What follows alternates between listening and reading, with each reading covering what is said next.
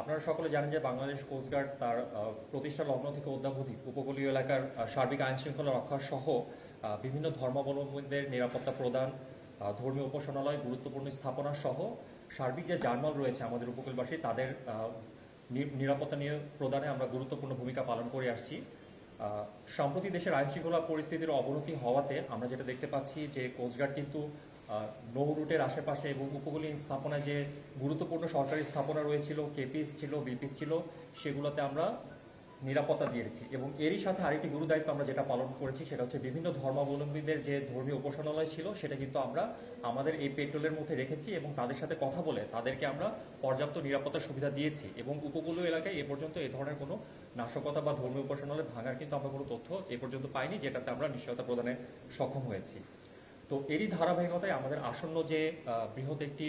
ধর্মীয় উৎসব রয়েছে আমাদের হিন্দু ধর্মাবলম্বী ভাইদের, শারদীয় দুর্গাপূজা, তো সেখানেও আমরা উপকূল এলাকায় যে সমস্ত মন্দিরগুলো রয়েছে সেগুলোতে আমরা অবশ্যই আমাদের টহল চলমান রেখেছি এবং আমরা সরকার নির্দেশনা মোতাবেক এটা চলমান রাখবো। আমি যদি একটু স্পেসিফিক আপনাদের বলতে চাই, আমাদের উপকূলীয় এলাকায় সর্বমোট 299টি মন্দির এবং পূজা মণ্ডপে আমরা অলরেডি দায়িত্ব নিয়োজিত রয়েছে এবং আমাদের টহল চলমান রয়েছে। এর মধ্যে ঢাকা জোনে 37টি, খুলনা তথা মংলা জোনে 130টি, দক্ষিণ জোন তথা ভোলার ওখানে 82টি এবং আমাদের পূর্ব জোন তথা চট্টগ্রাম এবং কক্সবাজার, টেকনাফ ওই সংলগ্ন এলাকায় আমাদের 50টি মন্দিরে আমাদের টহল কার্যক্রম অলরেডি চলমান রয়েছে। আপনারা এটাও জেনে আশ্বস্ত হবেন, আমরা কিন্তু কিছুটা দেরিতে পূজা শুরু হলো, আমরা গত 1 অক্টোবর থেকেই আমাদের এই টহল কার্যক্রম চলমান রেখেছি। এবং এর মধ্যে আমরা যেটা রেখেছি সেটা হচ্ছে আমরা কনফিডেন্স বিল্ডিং এর জন্য আমাদের সাধারণ যে হিন্দু ধর্মাবলম্বী ভাইরা রয়েছে তাদের কনফিডেন্স বিল্ডিং এর জন্য আমরা পুরোহিতদের সাথে কথা বলছি, পূজা কমিটিতে যারা রয়েছে তাদের সাথে কথা বলছি এবং স্থানীয় গণ্যমান্য ব্যক্তিদের সাথে কথা বলে তাদের সাথে আমরা যোগাযোগ রাখছি এবং তাদের যে কোনো ধরনের সহায়তা প্রদানের ব্যাপারে আমরা তাদেরকে আশ্বস্ত করছি। আরেকটি বিষয়ের ব্যাপার হচ্ছে আমাদের যে অফিসিয়াল ফেসবুক পেজ রয়েছে, আমরা এই অফিসিয়াল ফেসবুক পেজে আমাদের সকল নাম্বার যেগুলো গুরুত্বপূর্ণ রয়েছে আমরা দিয়ে দিয়েছি, যার ফলে যে কোনো দুষ্কৃতিকারী এবং নাশকতাকারী যারাই এই পূজার কে বা শান্তিকে বিনষ্ট করতে পারবে এই অনুষ্ঠানটিকে কেন্দ্র করে, তাদের ব্যাপারে যদি কোনো তথ্য থেকে থাকে তাহলে যাতে আমরা পাই এবং এই ধরনের কোনো নাশকতা যদি চলমান হয় ফার্স্ট হ্যান্ডে যাতে তারাও আমাদের কাছে সেই তথ্য পৌঁছে দিতে পারে এবং আমরা সেই অনুযায়ী আইনানুগ ব্যবস্থা নিতে পারি।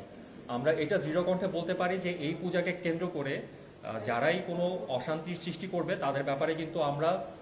যাতে না হয় সেই জন্য আমাদের গোয়েন্দা নজরদারি খুব কঠোরভাবে চলমান রয়েছে। এছাড়াও আমাদের রুটিন পেট্রোল তো এর সাথে চলমান রয়েছে।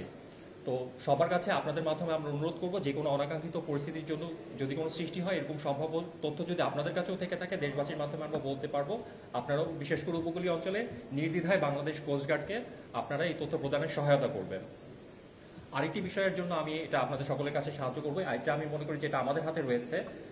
এটা হচ্ছে বিগত বছরগুলোতে প্রতিমা বিসর্জনের সময় আমরা দেখেছি যে অনেক নৌকাডুবি হয়েছে এবং এর ফলে আমাদের যে আনন্দটি রয়েছে হিন্দু ধর্মাবলম্বীদের সেটা বিষাদে পরিণত হয়ে যায়। তো এটার প্রেক্ষিতে আমরা এখন যেটা করছি সেটা হচ্ছে আমাদের জনসচেতনমূলক যে কার্যক্রমগুলো রয়েছে, স্থানীয় যারা স্টেক হোল্ডার রয়েছে, দায়িত্বপ্রাপ্ত ব্যক্তি রয়েছে, প্রশাসন এবং অন্যান্য বাহিনীর সাথে সমন্বয় করে আমরা কিন্তু প্রচারণা চালাচ্ছি যে অধিক সংখ্যক লোক যাতে একই নৌকায় প্রতিমা বিসর্জনে না যায়। যারা সাঁতার জানে না, কিশোর রয়েছে, বৃদ্ধ রয়েছে, যুবক রয়েছে, তারা যাতে এখানে অতি উৎসাহিত হয়ে না যায়, নৌ ধারণ ক্ষমতার উপরে যাতে যে কোনো একটা দুর্ঘটনার সৃষ্টি না করে, এটার ব্যাপারে আমরা জনসচেতনমূলক কার্যক্রম গ্রহণ করছি। আবার তারপরেও যদি দুর্ঘটনা কবলীর আমরা কোনো শিকার হয়ে যাই, এ প্রেক্ষিতে আমরা যাতে সাথে সাথে অ্যাকশনে যেতে পারি, এই জন্য উপকূলের বিভিন্ন অঞ্চলে স্পেসিফিক নোডাল পয়েন্টগুলোতে আমাদের চৌকস ডুবুরি দল থাকবে এবং তাদের মাধ্যমে আমরা দ্রুত যেন উদ্ধার কার্যে যেতে পারি সেই অনুযায়ী আমরা পরিকল্পনা গ্রহণ করেছি এবং প্রতিমা বিসর্জনের দিন এটা আমাদের থাকবে। আমাদের ওভারঅল এই যে আইন শৃঙ্খলার পরিস্থিতির উন্নতির জন্য এবং স্পেশালি এই পূজাটার জন্য আমাদের যে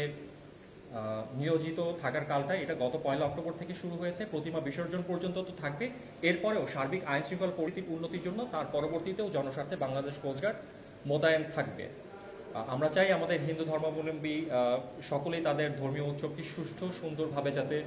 পালন করে এবং নিরাপদে উদযাপন করে। এই প্রেক্ষিতে আমরা উপকূলে সর্বদা তৎপর আছি এবং থাকবো। আমি আরেকটি বিষয় বলতে চাই, আমরা কিন্তু একা কাজ করছি না। সরকার নির্দেশনা মোতাবেক যে কোনো তথ্য সংগ্রহের জন্য আমরা কিন্তু অন্যান্য সকল বাহিনীর সাথে, বিশেষত উপকূলে বাংলাদেশ নৌবাহিনী এবং অন্যান্য আইনশৃঙ্খলা বাহিনী যেরকম র্যাব, বিজিবি, বাংলাদেশ সশস্ত্র বাহিনী সকলের সাথেই কিন্তু আমরা সমন্বিতভাবে কাজ করে একটি সুন্দরভাবে যাতে আমাদের এই পূজাটি আমাদের হিন্দু ধর্মাবলম্বীর ভাইরা যারা রয়েছেন তারা যাতে উপভোগ করতে পারেন সেই জন্য আমরা কাজ করে যাচ্ছি এবং আমরা দৃঢ়ভাবে বিশ্বাস করি যদি কোনো ধরনের নাশকতার চেষ্টা হয় সেটা শক্ত হাতে প্রতিহত করার মতো সক্ষমতা আমাদের রয়েছে এবং আমরা ইনশাল্লাহ করব। ধন্যবাদ আপনাদের সকলকে।